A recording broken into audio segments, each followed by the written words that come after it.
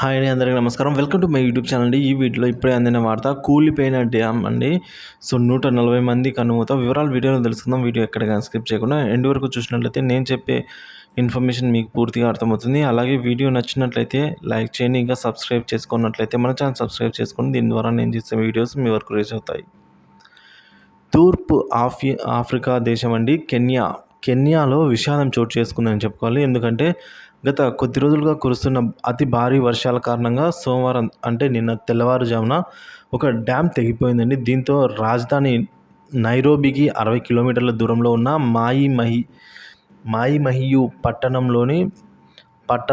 పట్టణ సమీపంలోని పలు గ్రామాలను వరదలు ముంచెత్తాయి. ఈ ఘటనలో 50 మంది ప్రాణాలు కోల్పోయారు. మృతుల సంఖ్య మరింత పెరిగే అవకాశం కూడా ఉంది. సో ఈ విషయాన్ని ఆ దేశ Red Cross emergency response manager Anthony Muchiri వెల్లడించారు. ఇప్పటి వరకు 42 మంది మృతదేహాలు లభ్యమయ్యాయని, వారిలో 17 మంది మైనర్లేనని తెలిపారు. నిద్రలో ఉండగానే వారిని వరదలు తుడిచిపెట్టుకుపోయాయని అలాగే ఇళ్లన్నీ కొట్టుకొని పోయాయని వెల్లడించారు.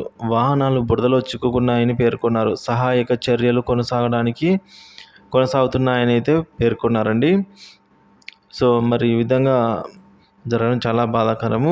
సో కాగా భారీ వర్షాలు వరదల కారణంగా తాజాగా మరణాలతో ఇప్పటివరకు మరణాలతో కలిపి మొత్తం గత నెల నుంచి ఇప్పటి వరకు మృతి చెందిన వారి సంఖ్య 140కి చేరడం గమనార్హమండి. సో ఈ విధంగా మనం చూసుకున్నట్లయితే తూర్పు ఆఫ్రికా దేశమైన కెన్యాలో ఈ విషాదం చోటు చేసుకుంది.